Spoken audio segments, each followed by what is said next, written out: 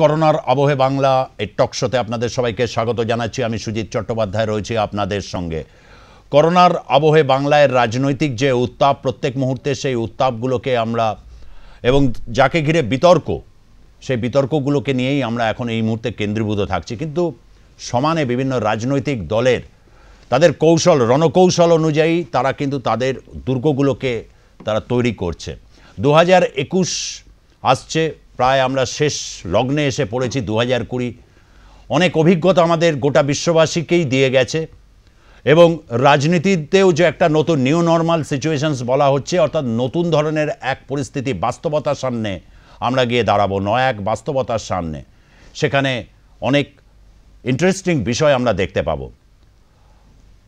আজ যে বিষয়টাকে নিয়ে প্রথমে শুরু করব, আজকে আপনারা জানেন যে শতবর্ষ বিশ্বভারতী, যে বিশ্বভারতীকে রবীন্দ্রনাথ গড়ে তুলেছিলেন অত্যন্ত পরম স্নেহে মর্যাদায়, গোটা পৃথিবীর কেন্দ্র ছিল, আছে। কিন্তু সেই এই মুহূর্তে থাকার মধ্যে অনেকগুলো বিতর্ক এসে দানা বেঁধেছে, দীর্ঘদিন ধরে নানা বিতর্ক। তারপর রথীন্দ্রনাথ ঠাকুর, রবীন্দ্রনাথের ছোট ছেলে, তিনি বুঝতে পেরেছিলেন এই শান্তিনিকেতনকে রাখা কিন্তু খুব ডিফিকাল্ট, যে কারণে জওয়াহরলাল নেহেরু তিনি কিন্তু কেন্দ্রীয় বিশ্ববিদ্যালয় এটি তৈরি করেছিলেন। শতবর্ষে সেখানেও আজকে সংঘাত তৈরি হয়েছে। রাজ্যপাল রয়েছেন, প্রধানমন্ত্রী রয়েছেন, ভার্চুয়ালি যোগ দিয়েছেন, কিন্তু মুখ্যমন্ত্রীকে আমন্ত্রণ করা হয়নি বলে অভিযোগ তুলেছে তৃণমূল কংগ্রেস। এবং বারে বারে এসেছে সেখানে বিশ্বভারতীতে গুজরাট প্রসঙ্গ, যাকে ঘিরে কেন এত গুজরাট প্রসঙ্গের অবতারণা করলেন প্রধানমন্ত্রী, তৈরি হয়েছে বিতর্ক। প্রথমে একটু এই প্রতিবেদনকে সঙ্গে নিচ্ছি। 21-এর ভোটে বাঙালি আবেগ অস্ত্রে শান্তিতে মরিয়া গেরুয়া শিবির, আর সেই আবেগকে হাতিয়ার করতে প্রধানমন্ত্রী এখন অহরহ স্মরণ করছেন কবিগুরু রবীন্দ্রনাথ ঠাকুরকে। শাসক দলের দাবি বিশ্বকবিকে নিয়ে রাজনীতি করছে বিজেপি, তাই বিশ্বভারতের শতবর্ষের অনুষ্ঠানেও এই বিতর্ক মাথা তুলল।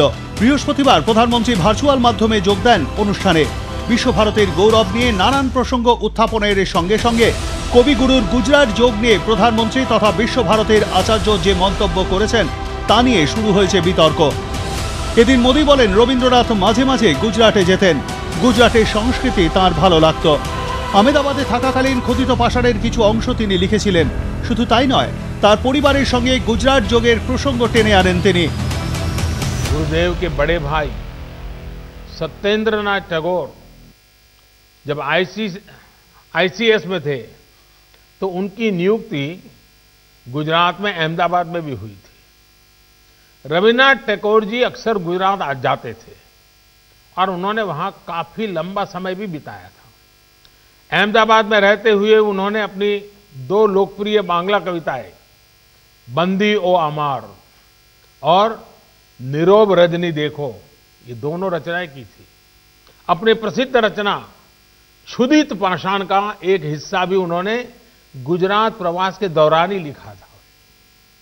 इतना ही नहीं, गुजरात की एक बेटी श्रीमती हटी सिंह गुरुदेव के घर में भी वो बहू बनकर भी आई थी।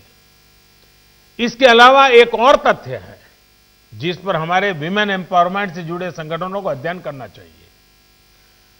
सत्येंद्रनाथ टैगोर जी की पत्नी ज्ञानंदिनी देवी जी जब अहमदाबाद में रहती थी तो उन्होंने देखा कि स्थानीय महिलाएं अपने साड़ी के पल्लू को दाहिने कंधे पर रखती है।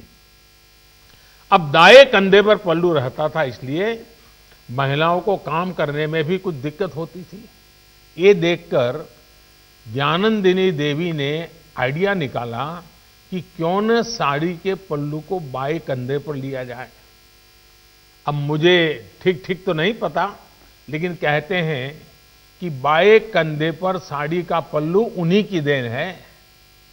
एक दूसरे से सीखकर, एक दूसरे के साथ आनंद से रहते हुए, एक परिवार की तरह रहते हुए हम उन सपनों को साकार सकते हैं जो देश की महान विभूतियों ने देखे थे। প্রধানমন্ত্রীর বক্তব্যে রবীন্দ্রনাথের সঙ্গে গুজরাট যোগ প্রাধান্য পাওয়ায় কটাক্ষ করেছেন মন্ত্রী ব্রাত্য বসু।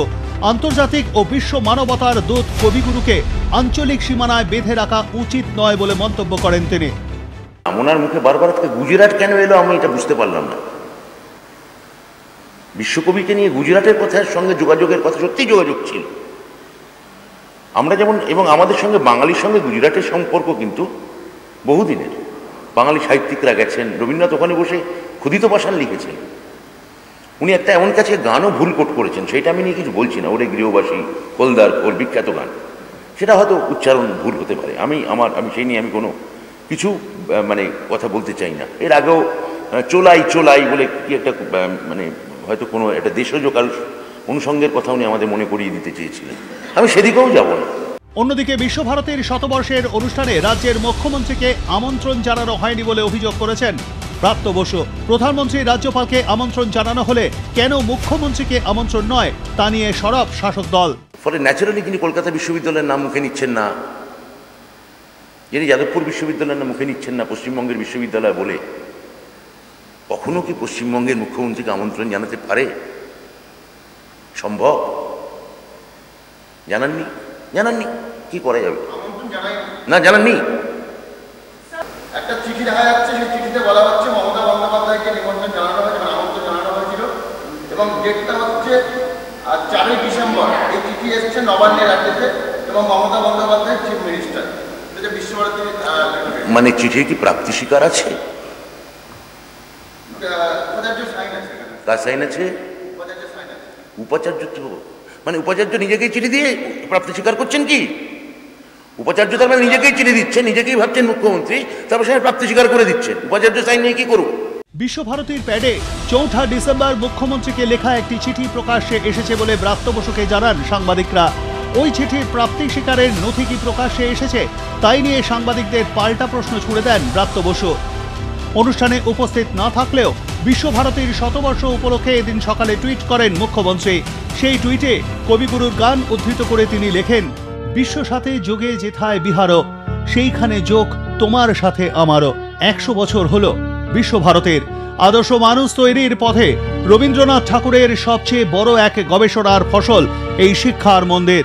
আমাদের উচিত এই মহান দার্শনিকের চিন্তা ও দর্শনকে সংরক্ষণ করা।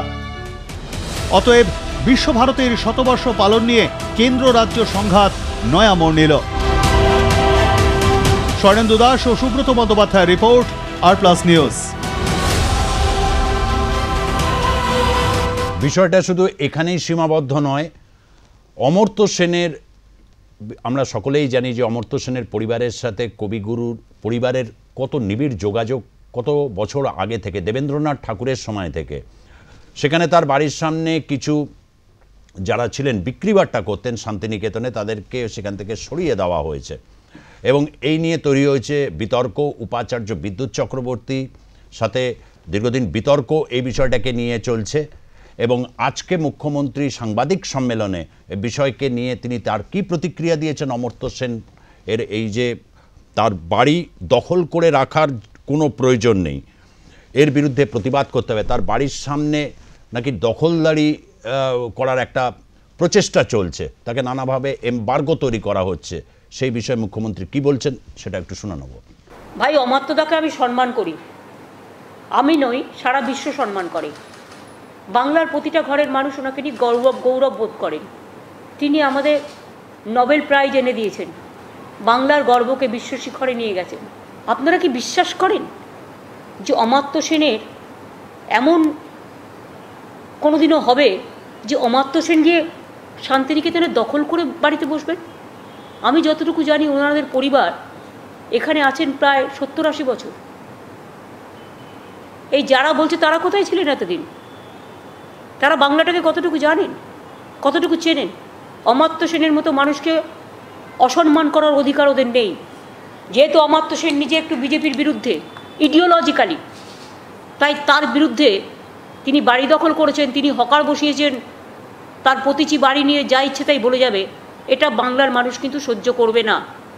এটা বাংলায় শুধু অমাত্যদার অসম্মান নয়, আমাদের সবার অসম্মান। বুঝতেই পারছেন যে কোন দিকে বিতর্কটা এখন। আইডিওলজিক্যালি বিজেপির বিরোধিতা করা মানেই হচ্ছে যে সে কোনো না কোনোভাবে একটা তার বিরুদ্ধে পাল্টা যে আরোপগুলো আসছে সেটা কিন্তু রীতিমতো রাজনৈতিক পরিসরে এখন তীব্র বিতর্ক নিয়ে আসছে।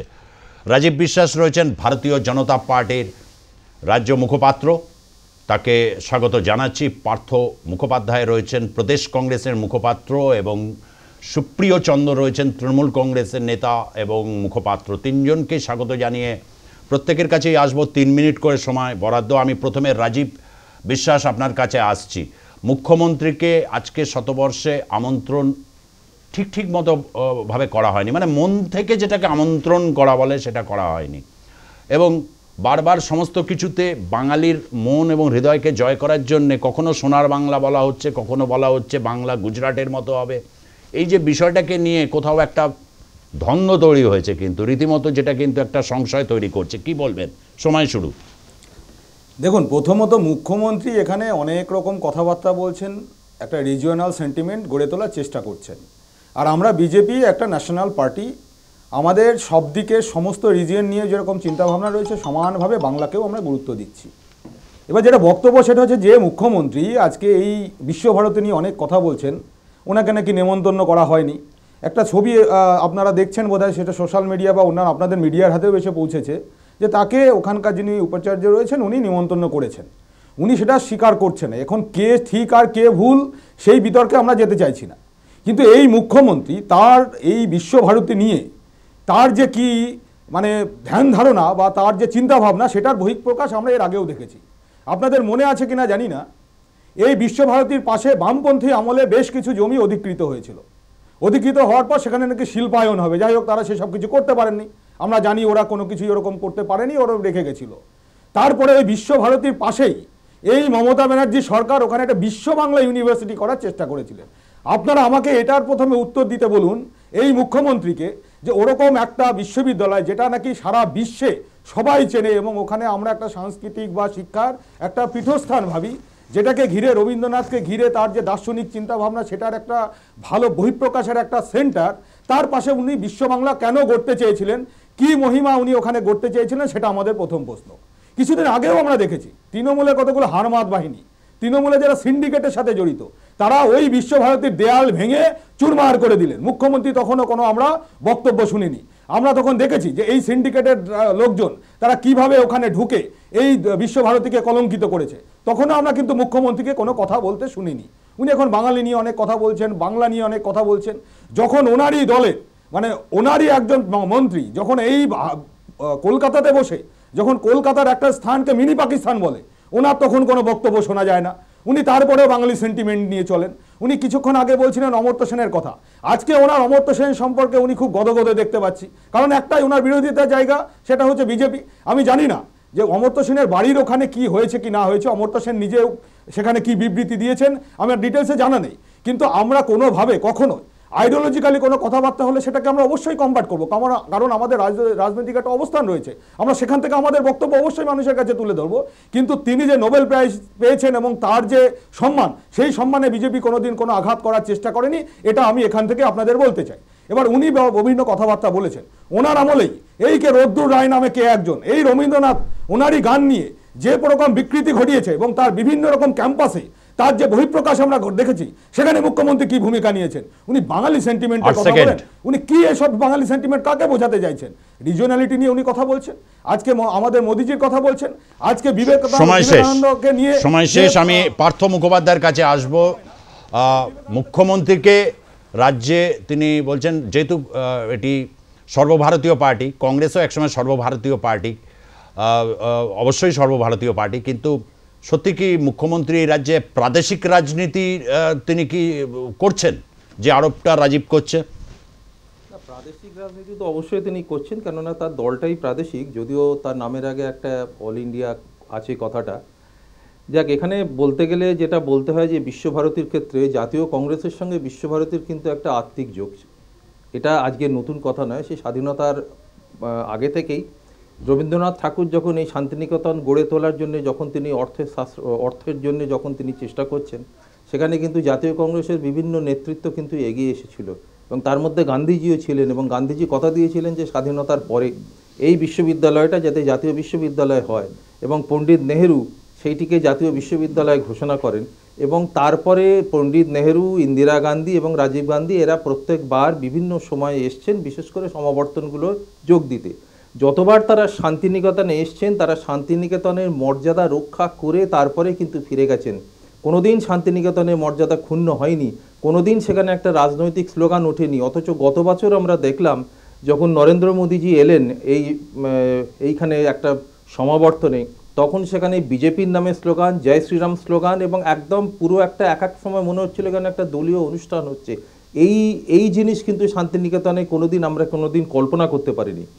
আর এখন এই শ্বশ্রুমণ্ডিত প্রধানমন্ত্রীকে দেখে আমাদের ভালোই লাগছে, হয়তো যখন মে মাসে যখন নির্বাচনটা আসবে ওনার ওই শ্বশ্রুমণ্ডিত মুখটি, তখন সেই দাড়িটি হয়তো আরও বৃহৎ হবে এবং হয়তো রবীন্দ্রনাথ ঠাকুরের মতো দেখতে হবে। আমি জানি না উনি বাঙালির কোন জায়গাটায় উনি ধরতে চাইছেন। তবে ব্যাপারটা হচ্ছেন যে ব্রাত্য বসু যেটা বললেন, যে মাঝে মাঝে উনি এখন বাংলা কবিতা ওনাদের উচ্চারণে উনি আবৃত্তি টাবৃত্তি করছেন, এবং কিছুদিন আগে উনি ওই যে চোলায় চোলায় বলে একটা কবিতাও তিনি উচ্চারণ আবৃত্তি টাইপের করেছিলেন, এবং সেইখানে আবৃত্তি করতে গিয়ে তিনি এমন একটি শব্দের প্রয়োগ করেছিলেন যেটা আমাদের শরীরের একটা অঙ্গ, এটা নিয়ে বলতেও হয়তো আমাদের বোধহয় লজ্জা লাগবে। আর রবীন্দ্রনাথের আজকে অনেক কিছু মনে পড়ে গেল যে গুজরাটে ছিল। এখন ব্যাপারটা হচ্ছে যে সময়ের কথাটা উনি বললেন সেই সময় তো গুজরাট প্রদেশটাই ছিল না, গুজরাট তো একটা সংযুক্ত এর মধ্যে ছিল, গুজরাট তো আলাদা রাজ্য হয়নি। ফলে গুজরাটের সঙ্গে আলাদা করে এই আত্মিক যোগ টানাটা, এটা আমার মনে হচ্ছে ওনার একটু ওনার সেই ভাটনগর রেল স্টেশনে চা বিক্রির মতো হয়ে গেল। আর ঘটনাটা হচ্ছে যে আপনি তৃণমূল কংগ্রেসের কথা বলছেন, ব্যাপার হচ্ছে কি বলবো বলুন, দুটি একে অপরের পরিপূরক, তৃণমূল এবং বিজেপি। আমরা দেখেছি জয় ব্যানার্জি তার স্ত্রীর ওপর রাগ করে চলে গেলেন বিজেপি, আবার সৌমিত্র খাঁয়ের স্ত্রী তার ওপর রাগ করে চলে গেলেন তৃণমূল। অর্থাৎ দুটো পার্টির মধ্যে কিরকম একটা কেন শ্বশুর বাড়ি বাপের বাড়ি সম্পর্ক দাঁড়িয়েছে, এর বেশি আর কিছু বলার নেই। আর রবীন্দ্রনাথকে কোনোদিন অপমান করেননি যেটা বললেন, আমি রবীন্দ্রনাথকে কত সম্মান করেন, জাতীয় সঙ্গীতের কথা আমরা জানি। এই কিছুদিন আগেই এই কথাটা উঠেছে একদম। অমর্ত্য সেনকে, এবং একটা কথা, অমর্ত্য সেনকে যে কথাগুলো বলা হয়েছিল, আমি রাজীব সময় শেষ, আমি আসবো সুপ্রিয় প্রত্যেকের কাছে শুনলে যে প্রদেশ কংগ্রেসের মুখপাত্র রয়েছে, বিজেপির রাজ্য মুখপাত্র তিনিও রয়েছেন, এই জায়গা থেকে দাঁড়িয়ে যে বক্তব্যটা ওনারা করলেন কি বলবে? না দেখুন, প্রথমেই আজকে একেবারে ক্রিসমাস ইভে আমরা প্রত্যেকে রয়েছি। ক্রিসমাস ইভে যারা দেখছেন এবং আর প্লাস পুরো আপনাদের টিমকে, আপনাকে সহ প্যানেলে যারা রয়েছেন, প্রত্যেকটি রাজনৈতিক পরিবারের, রাজনৈতিক দলের যারা সদস্য, কর্মী, নেতৃত্ব, প্রত্যেককে বড়দিন এবং নতুন বছরের আগাম শুভেচ্ছা। দেখুন, বাংলায় রাজনীতি তো সব দলই করবে, কারণ বাংলায় গণতান্ত্রিক পরিসর রয়েছে, কিন্তু রাজনীতির নামে আমরা যেন এমন কিছু না করি যেটা আমাদের পরবর্তী প্রজন্মকে বা আমাদের সমকালীন প্রজন্মকে লজ্জায় ফেলে। রাজনীতির নামে যদি আজকে বিদ্যাসাগরের মূর্তি ভাঙা হয়, রাজনীতির নামে যদি আজকে বিবেকানন্দ, যিনি শিকাগোতে 1893 সালে গিয়ে বলছেন যে we not only believe in universal toleration, we accept every religion as the same expression of truth. আমরা কেবল প্রতিটা ধর্মকে সত্য বলে, সহিষ্ণু বলেই মানি না, প্রত্যেকটা ধর্মকেই সত্য বলে মানি। যেই রবীন্দ্রনাথ লিখছেন যে, অবশ্যই লিখছেন ও আমার দেশের মাটি তোমার পায়ে ঠেকাই মাথা, কিন্তু তার পরের লাইনটাই কিন্তু মনে রাখতে হবে যে তোমাতে বিশ্ব মায়ের, তোমাতে বিশ্বময়ীর আঁচল পাতা। এই যে বিশ্বের সঙ্গে যে দেশ, দেশের সঙ্গে বিশ্বের সঙ্গে যে বাংলা, বিশ্বের সঙ্গে নিজের জন্মভূমি, দুটোকে মিলিয়ে দিতে যারা পেরেছিলেন তারাই কিন্তু নবজাগরণটা এনেছিলেন, তারাই কিন্তু বাংলার থেকে স্বাধীনতার আওয়াজটা তুলেছিলেন। ফলে আমরা যেন রাজনীতির সংকীর্ণ দলাদলির মধ্যে না গিয়ে তাদেরকে অপমান করে না ফেলি। আমরা রিসেন্ট একটা ট্রেন্ড দেখতে পাচ্ছি, একটা নতুনতর একটা অভিধান দেখতে পাচ্ছি, একটা অভিযোজন দেখতে পাচ্ছি একটা রাজনৈতিক দলের স্পেসিফিক্যালি। সেই রাজনৈতিক দলটা কখনো তার র্যালির নামে বিদ্যাসাগরের মূর্তিকে ছত্রখান করে দিচ্ছে ভেঙে, কখনো রবীন্দ্রনাথের, আমি কারো উচ্চারণ নিয়ে ব্যঙ্গ করব না, কারণ উচ্চারণ নিয়ে ব্যঙ্গ তো বিজেপি বামফ্রন্টের অনেককে নিয়েই করেন, কারোর ইংরেজি বলতে পারা খারাপ, কারো হিন্দি উচ্চারণ সঠিক হিন্দি উচ্চারণের মতো নয়, উচ্চারণ মানুষের মতো হতেই পারে। সে চলায়কে যদি চোলাই প্রধানমন্ত্রী বলে থাকেন, সেটা তার গুজরাটি একটা সংস্করণ বলি আমরা মেনে নেব, কিন্তু আমরা কোনোভাবেই মানব না বিদ্যাসাগরের মূর্তিকে কেউ যদি ভাঙতে আসে। আমরা কোনোভাবেই মানব না কেউ যদি বাংলার বুকে দাঁড়িয়ে বলে যে জোড়াসাঁকো নয়, বিশ্বভারতীটা হচ্ছে, শান্তিনিকেতনটা হচ্ছে রবীন্দ্রনাথের জন্মস্থান। আমরা কোনোভাবেই মানব না যদি কেউ বলে যে উল্লাসকর দত্ত বা ক্ষুদিরাম বসুর নামে আন্দামান সেলুলার জেলটা না হয়ে সেলুলার জেলটার নামকরণ হয় সাভারকারের নামে, যে পাঁচবার, একবার দুবার নয়, 5বার ব্রিটিশদের কাছে মুচলেকা দিয়েছিল। ফলে ইতিহাসের এই যে নতুনতর একটা পরিবর্তন, ইতিহাসকে বদলে দেওয়া আর ভূগোলের ওপর ঠিক করে ফিজিক্স আর কেমিস্ট্রির নাম্বার তোলা, এটাই হচ্ছে বিজেপির পাস মার্কস তোলার পদ্ধতি। বিজেপি আগামী দিনে বাংলায় ফার্স্ট, সেকেন্ড, থার্ড র্যাঙ্ক করা তো দূরের কথা, পাস করতে পারবে না। কারণ বিজেপি আগামী দিনে বাংলার মানুষ, বাংলার মাটি এবং বাংলা মাকে সবচেয়ে বেশি করে অবমাননা যদি কোনো দল করে থাকে, কোনো রাজনৈতিক সংস্কৃতি করে থাকে, সেটা কিন্তু বিজেপির কালচার, বিজেপির সংস্কৃতি, বিজেপির রাজনৈতিক দল। আর বড় বড় কথা বলছেন আজকে প্রধানমন্ত্রী সহ বিজেপির নেতারা। এই বিজেপির নেতারা একটু আগে বললেন অমর্ত্য সেন প্রসঙ্গে, আমি একটা কথা বলে শেষ করব। অমর্ত্য সেন, অভিজিৎ বিনায়ক বন্দ্যোপাধ্যায়, মাদার টেরেজা, এরা শুধুমাত্র বাংলা, ভারতবর্ষ না, সারা পৃথিবীর গর্ব। সে অমর্ত্য সেন সারা পৃথিবীতে জায়গা না পেয়ে বিশ্বভারতীতে এসে থাকবে। আমি একটা কথাই বলবো যে উনি বলছিলেন না বিজেপি নাকি উনি অপমান করেনি, কার কটা বিয়ে এই দিয়ে দিলীপ ঘোষ ঠিক করতে গেছিল কে নোবেল পাবে। তো এদের সঙ্গে মহাপুরুষ বাংলা কৃষ্টি সংস্কৃতি কথা বলাটাই ব্যর্থতা। আমি বিতর্কের দ্বিতীয় পর্যায়ে যাব। আমরা প্রত্যেকের কাছ থেকে 3 মিনিট করে শুনে নিলাম, সুন্দর বলছেন প্রত্যেকেই। এর পরের অধ্যায়ে যাব, একটা বিরতির পর। বিরতি নিচ্ছি, সঙ্গে থাকুন।